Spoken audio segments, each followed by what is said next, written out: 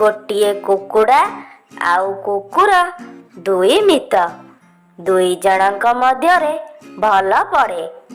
ଦୁଇ ଜଣ ଏକାଠି ଖାଆନ୍ତି, ଶୁଅନ୍ତି, ସାଙ୍ଗ ହୋଇ ଏକାଠି ରୁହନ୍ତି। ହସି ଖେଳି ଦିନ ବିତି ଯାଉଥିଲା। ଦିନେ କୁକୁରଟି ବୁଲି ବୁଲି ହାଲିଆ ହୋଇ ଶୋଇ ପଡ଼ିଥାଏ।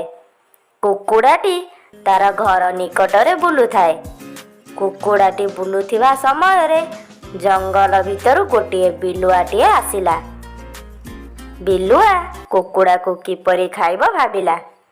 ସେ କୁକୁଡ଼ା ପାଖକୁ ଯାଇ ତାକୁ କହିଲା, କୁକୁଡ଼ା ଭାଇ, ଆସ ଦୁଇ ଜଣ ମିତ ବସିବା, ସାଙ୍ଗ ହୋଇ ରହିବା, ଖେଳିବା, ବୁଲିବା ଆଉ ହସ ଖୁସି କରି ଚଳିବା।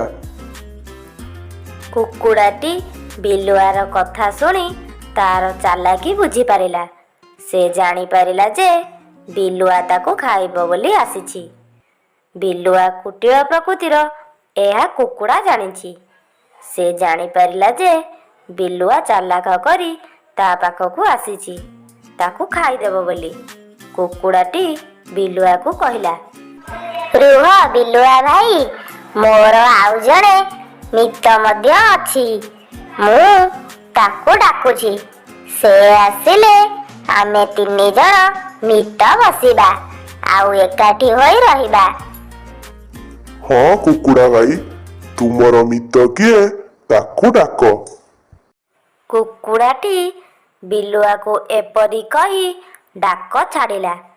କୁକୁରଟି ମିତ କୁକୁଡ଼ାର ଡାକ ଶୁଣି ଭୋ ଭୋ କରି ଦୌଡ଼ି ଆସିଲା। କୁକୁରର ଭୋ ଭୋ ଶବ୍ଦରେ ବିଲୁଆ ଡରି ମରି ଛାନିଆ ହୋଇ ତା ଦେହରୁ ଝାଳ ବାହାରିଲା। ସେ ଡରି ମରି ଦୌଡ଼ି ପଳାଇଗଲା।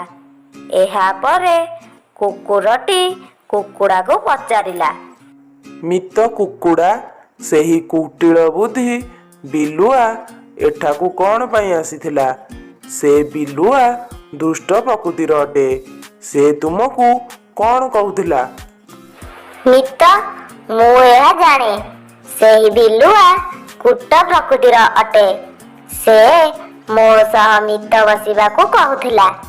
ଆମେ ଦୁହେଁ ମିତ ବସିବା ଆଉ ସାଙ୍ଗ ହୋଇ ରହିବା। କଥାରେ ଅଛି ବିଲୁଆ ବଡ଼ ଚତୁର, ହେଲେ ଆଜି ମୁଁ ତା ଚତୁରତା ବୁଝିପାରିଲି। ସେ ମୋ ସହ ମିତ ବସି ମୋତେ ଖାଇବା ପାଇଁ ହିଁ ଆସିଥିଲା। ଆଜି ମୁଁ ତାକୁ ବୋକା ବନେଇ ଛାଡ଼ିଦେଲି। ସେ ଜାଣିନଥିଲା ଯେ ତୁମେ ମୋର ମିତ ବୋଲି। ସେ ତ ତୁମକୁ ଦେଖିବା ମାତ୍ରକେ ଡରି ମରି ଦୌଡ଼ି ପଳାଇଗଲା।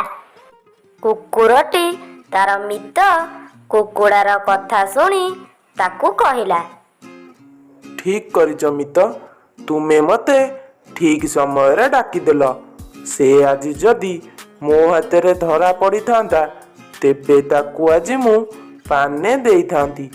ସେ ତ ଆଜି ଟିକେରେ ଖସି ଚାଲିଗଲା। ଯାହା ହେଉ ମିତ, ତୁମର ଚତୁରତା ଗୁଣ ଆଜି ତୁମ ଜୀବନକୁ ବଞ୍ଚାଇଦେଲା। ଏହାପରେ କୁକୁଡ଼ା ଓ କୁକୁର ଦୁଇ ମିତ ସାଙ୍ଗ ହୋଇ ଖୁସିରେ ରହିଲେ।